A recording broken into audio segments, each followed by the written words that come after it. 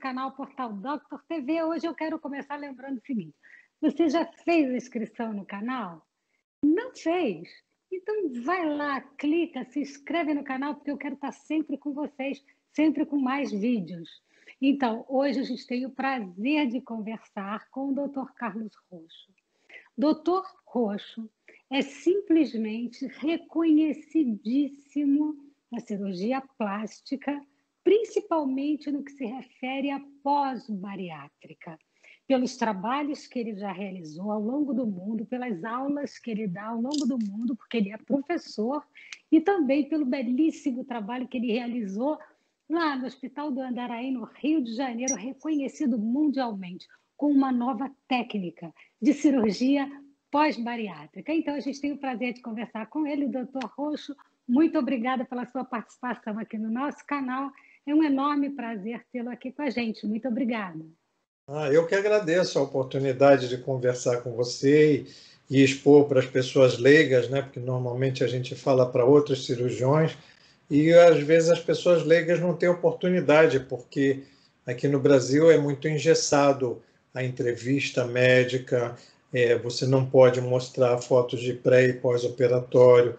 Então, muitas vezes as pessoas não têm ideia do que é possível fazer, do que se faz, né? E isso é importante ter um canal como o seu para divulgar o trabalho de uma forma honesta e interessante para o público. E principalmente com excelentes profissionais.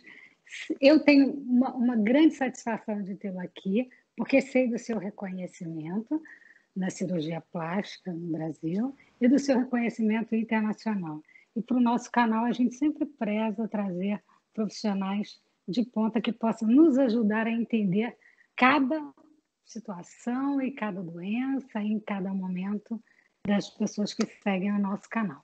Doutor, falando da cirurgia pós-bariátrica, vamos começar tentando entender qual é o momento que se deve fazer a cirurgia pós-bariátrica, doutor? Na verdade, não é só a cirurgia pós-bariátrica. A gente fala assim para que as pessoas entendam, mas existe também pessoas que conseguem emagrecer quantidade muito importante de peso por dieta, por prática de exercício, por orientação nutricional adequada. Então, no próximo sábado mesmo, eu devo operar uma menina que perdeu 50 quilos, porque ela mudou os hábitos de vida, ela teve aconselhamento nutricional e passou a fazer esporte, então ela conseguiu perder. Na verdade, o que você tem quando perde muito peso é como se você só tivesse uma roupa e essa roupa tivesse muito larga em você. Então não dá para trocar essa roupa por outra roupa, porque nós só temos a nossa pele. Então nós temos que ajustar a pele ao novo corpo. Quando você perde 2, 3, 4 quilos, não tem problema, a pele tem uma elasticidade que consegue adaptar-se. Porém, quando você perde 30, 40 quilos, essa elasticidade já foi comprometida ao esticar demais quando você estava gordinha. Então, quando você emagrece, essa pele não tem capacidade de encolher e modelar o novo corpo que você tem. Então, a cirurgia plástica entra, e aí foi onde nós criamos essas técnicas, remodelando o corpo como um alfaiate. Ou seja, você quando compra uma roupa e ela está larga, você vai no alfaiate. Antigamente ia na modista, na costureira. Mas hoje vamos falar em alfaiate, que faz um reajuste da pele. Exatamente. No corpo, doutor. Essa é a técnica. Essa é a técnica, é uma pura alfaiataria no corpo humano. Então, o que acontece? Você consegue ajustar o tecido que está folgado, assim como o alfaiate ajusta a pele, a roupa que está muito larga. Isso foi uma coisa que, por ser tão simples, se tornou até revolucionária. As pessoas não conseguiam entender, mas é só isso? Eu digo, se a pele está muito folgada, você tem que ajustar essa pele de maneira que ela fique vestindo a pessoa como se fosse uma roupa bem desenhada. E aí a grande ideia que nós tivemos é que se eu podia determinar como um alfaiate todas as áreas desenhando, por que eu tinha que fazer só uma cirurgia, por exemplo, só os braços, e depois voltar para o hospital para fazer as mamas e depois voltar para o hospital para fazer a barriga.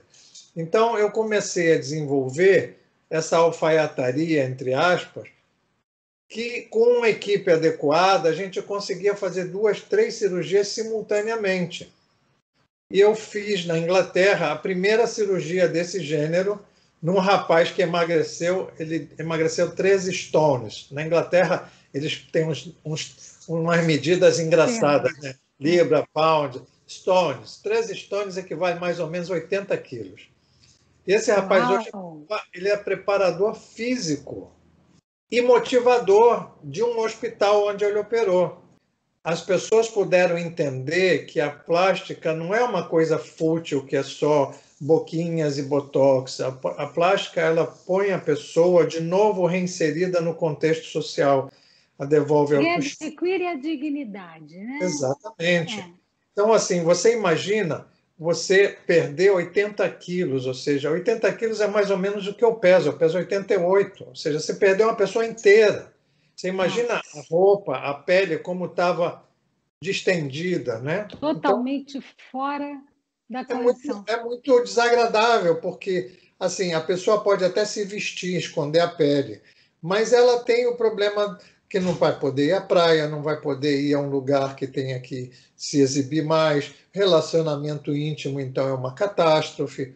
Os odores que essas dobras produzem são muito desagradáveis. E podem acontecer até feridas, né, doutor? Sim, no caso da barriga, quando ela fica distendida, que ela fica... Né? Exatamente. Então, assim, é uma cirurgia que ela... eu digo que a bariátrica devolve a saúde, mas a plástica pós-bariátrica devolve a dignidade. Autoestima, doutor. Uma mulher, você se imagina, por exemplo, com 140 quilos. Nossa. Você não se sente feminina, por mais que você seja capaz, você se torna invisível. As pessoas não olham para você, não te veem. E quando você emagrece, você passa a ser notada pelas suas qualidades, não só pelos seus defeitos, como era antigamente. Ou seja, é uma cirurgia realmente reparadora e que dá muito prazer no sentido pessoal para o paciente e também para o cirurgião. E principalmente para o senhor, eu imagino, né? Porque foi muito difundido quando o senhor trouxe essa técnica para dentro do SUS, através do Hospital do Andaraí, quantas pessoas que não tinham acesso, doutor, a esse tipo de serviço, a esse tipo de solução, né, para o problema, porque entrar com diversas cirurgias ao longo de um tempo, porque essa técnica que o senhor desenvolveu, ela reduz o tempo, seria isso, doutor, de exposição cirúrgica? Na verdade, eu comparo muito nas minhas aulas, eu tenho o que é sistematização. Então, para que as pessoas fiquem chocadas, eu boto um pit stop de Fórmula 1. Se você olha um pit stop de Fórmula 1, eles conseguem trocar os 4 pneus, limpar as viseiras, limpar o radiador do carro em 2 segundos. São 20 pessoas trabalhando. Mas por que eles trabalham assim? Porque cada um sabe exatamente o que vai fazer. Isso foi treinado antes. Então, quando aquele carro para, ninguém precisa perguntar o que vai fazer. Quando a gente bolou essa técnica, eu desenhei exatamente o que cada um precisa fazer e eu escolho a minha... Mas faria concomitantemente, quer dizer, um médico atua no braço, o outro atua na barriga. Na verdade, o que acontece? A gente tem tempos cirúrgicos. Esses tempos cirúrgicos, eles têm quase que uma cronometragem, ou seja, eu desenho o paciente na véspera. Então, na véspera, o paciente vai ao consultório, eu desenho. Muitas vezes eu levo 2 horas desenhando como se fosse um alfaiate. Desenho, meço tudo. É uma caneta especial que não sai. Você pode tomar banho e ela não sai. No dia seguinte, o que acontece? Quando o paciente vai para a sala, todo o projeto já está pronto. Você imagina, comparando, para o leigo que nos ouve, você construir uma casa sem ter uma planta. Ela vai ficar, né, uma parede mais para cá. Agora você imagina construir a mesma casa se o engenheiro chega e der uma planta totalmente desenhada, olha, 4 centímetros para cá. Então, assim, é só a pessoa ler a planta que não tem erro. A ideia nossa foi sempre tornar a cirurgia rápida, eficiente, sem perder a segurança. Isso melhora as condições de risco durante a Claro, cirurgia, claro, claro, porque o tempo de claro, exposição porque à assim, anestesia e tudo mais é muito menor. exatamente, se você fazia uma cirurgia antigamente, igual só um body lifting, que é um nome bonito para abdômen circunferencial, que levava 6 horas, nosso tempo para body lifting são 3 horas. Aí Olha, você diz body lifting com mamas. Uma mama normalmente leva 3 horas e meia, 4 horas nas mãos de um cirurgião habilidoso. Mas a gente consegue fazer o body lifting com a mama exatamente em 4 horas e meia, 5 horas. Mas se você acrescentar os braços, eu não aumento nem um minuto o tempo. Por quê? Porque enquanto o pessoal está alinhavando as costuras, eu estou fazendo os braços. Eu só aumento o número de cirurgiões, ou seja, eu ponho mais aspas funcionários. as equipes, né? Fica como se fosse uma cadeia produtiva de Exatamente como um pit execução do stop de Fórmula processo. 1. O que é Olha um que pit stop maravilha. de Fórmula 1? Você imagina, se o cara tivesse que trocar os 4 pneus, Um, eles, depois outro, não daria. Tem que mas se ser ele o treinar time todo. Mas se ele treinar as pessoas para trocar os pneus, dizendo, você vai fazer exatamente isso. Ó. Um afrouxa, o outro puxa, o outro enfia o pneu. Ah, mas aí tem que ter 3. Sim. Mas se você tiver 3 para cada pneu, você consegue fazer em 2 segundos e ganhar a corrida. Então é a mesma lógica. Geralmente os cirurgiões operam com um auxiliar, às vezes com 2. Eu opero com 5 auxiliares. Olha que beleza, hein, doutor? Então, assim, é um pouco mais caro. Mas se você somar as cirurgias todas que a pessoa precisava fazer, é muito mais Ah, barato. ao longo do tempo o custo é menor, com certeza. Sim, Com mas você certeza. entende? Agora, se minimiza os riscos, que o senhor falou, Claro, porque durante você. a cirurgia, como é que funciona isso no pós-cirúrgico? No pós-cirúrgico, o Na tempo verdade, também é reduzido, doutor? Como funciona isso? olha, na verdade, o que que acontece? A gente fez um trabalho, porque você sabe que sempre que você começa com uma coisa nova, tem uma fila de gente para jogar pedra, né? É Ah, para bater imagino. palma É, tem para gente, mas para querer saber. pedra. É, Os críticos de plantão, né? exatamente. Aparecem, Os de normal. sempre que não produzem nada, mas criticam pra caramba. Então, assim, criticavam, diziam que era uma irresponsabilidade fazer isso. A Ana Cláudia, a minha filha, ela é uma pessoa que, além de uma técnica cirúrgica brilhante, ela é professora doutora, ou seja, PhD, e é responsável pelo PhD, pelo doutorado em cirurgia plástica da UERJ. E ela uma vez me viu muito chateado, porque eu tinha recebido críticas de uma famosa doutora, né?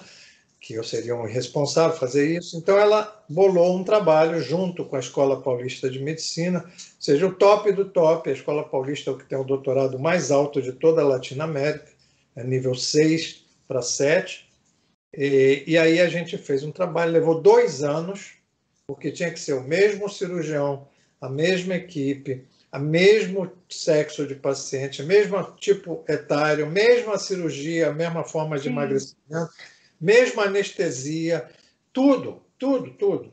E a gente mostrou que os marcadores do trauma, ou seja, quando você se machuca, o organismo tem um monte de marcadores de trauma, ou seja, de hormônios que reagem, interleucina, noradrenalina, cortisol, que fazem com que o corpo se recupere. Mas quando esses marcadores ultrapassam, então você começa a ter perigo. Então ele mostrou claramente que até 4 horas e meia a gente não está correndo perigo nenhum. E a partir das 6 horas é que aumenta o perigo. Então a gente tem esse tempo de ouro, que é que é um entre tempo de segurança para atuar 4 e com a 6 horas. equipe de forma precisa, né? É Exatamente. por isso a correlação com a Fórmula 1, porque existe um tempo de Existe sucesso. um tempo, não O é? tempo do sucesso. Eu não quero um troféu, eu quero tudo técnico. No dia Doutor, deixa eu seguinte, fazer uma pergunta. Eu estou me colocando no lugar das pessoas em casa mesmo, né? E também da minha dúvida. uhum. Depois da cirurgia, porque imagina, né? Você tem que tirar pele de várias regiões do corpo. Sim. Como é que funciona o processo de recuperação do ponto de vista de dor? É muito sacrifício, é muito Aí é que difícil tá. isso? A dor é uma coisa muito interessante. Se você não mexe na cavidade abdominal, se você não tem a distensão interna abdominal, e se você também não mexe no músculo, se você não corta o músculo, a dor é bastante tolerável. Suportável, Bastante. tolerável. Dá para fazer uma gestão Sim. Os boa. pacientes nossos, a gente usa e preconiza uma cola cirúrgica. Existe uma cola, tipo um super bonder de Sim, para luva, evitar os pontos, né? É tudo que a colado. gente usa para não só diminuir os pontos, porque tem pontos, mas são todos internos, como também para a pessoa poder tomar banho e ir para casa cheirosa. E Então, a também para pessoa, cicatrização, né, doutor? Porque fica menos cicatrizado. o paciente vai para casa no dia seguinte dessa cirurgia. Vai caminhando com as perninhas dele. E depois de 2, 3 dias, eu mando caminhar muito, andar no calçadão, ir até o shopping. Lógico que não é ser irresponsável, mas o que mata é a pessoa ficar deitada. E aí você pode ter fenômenos de trombose, tromboembolismo, são coisas graves. Então, outra coisa que a gente aprendeu com a experiência é que a movimentação do paciente precoce, a movimentação logo depois da cirurgia, não é porque eu quero ser diferente, é para fazer a circulação Porque ajuda na oxigenação, o processo circulatório e todo, não ele fica. formar trombos, não formar trombos. Então, quando ela começa a caminhar, acaba o problema da trombose.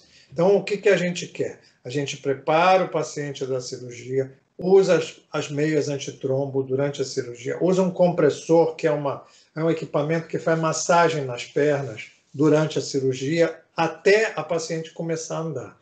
Quando ela começa a andar, aí ela pode, então, ficar só com a meia antitrombo e caminhar. Então, eu Eu sou de tenho uma pergunta sobre uma outra pergunta que acho que todo mundo deve estar querendo se perguntar. Existe diferença para a utilização dessa técnica em relação à idade das pessoas, doutor? não, Não. não, não. Cada técnica tem que ter uma indicação. Tá?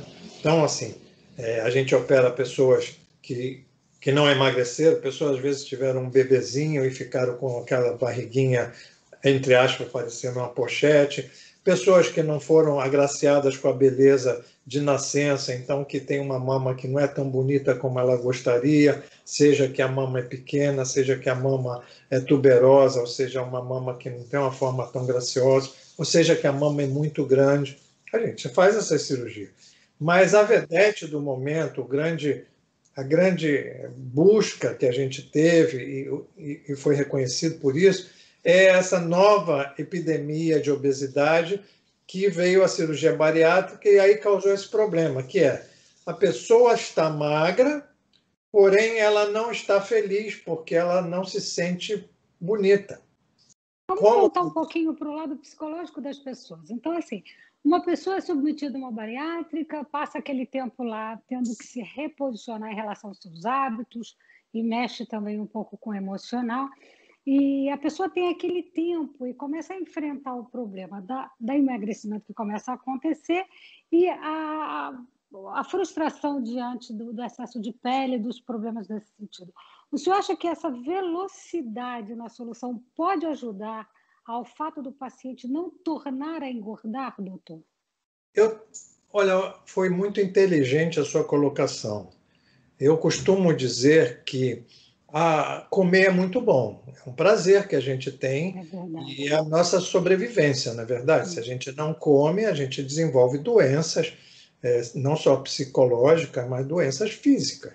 O organismo precisa de alimento, precisa matéria-prima para poder se manter, poder crescer ou se manter vivo. Então, o prazer de comer, que normalmente o obeso tem, você imagina, doutor, eu comi uma pizza inteira grande e uma Big Coke. Aí ela faz uma cirurgia bariátrica na qual ela não consegue comer uma fatia de pizza, então ela tem que saborear a pizza. Mas aí diz assim, mas agora eu tô magra. Poxa, mas eu não consigo ficar pelada na frente do namorado novo que eu arranjei. É esse o Eu problema. tô muito feia, eu cheiro mal.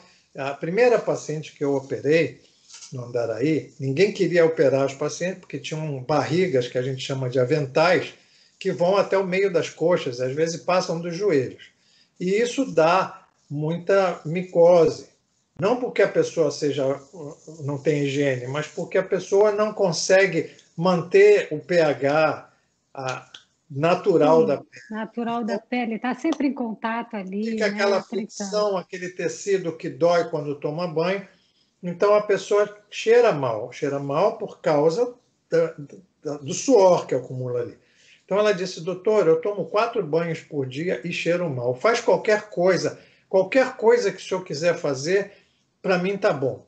Então, assim, quando eu vi o obeso, diferente do que as pessoas faziam de cortar, ir cortando e puxando para ver se chegava, eu pensei assim, caramba, é igual a uma roupa.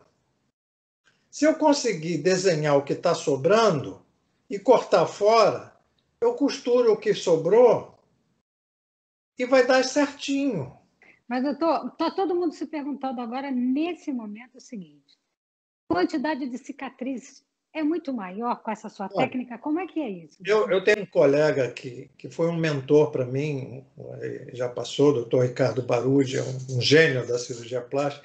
Ele era muito, muito gentil comigo, me incentivou muito. Ele dizia assim, por que você não mede as cicatrizes? E eu passei a medir. Então, um bodylifting normal tem em torno de 90 centímetros. A maior cirurgia que eu já fiz tinha 3,24 metros de cicatriz.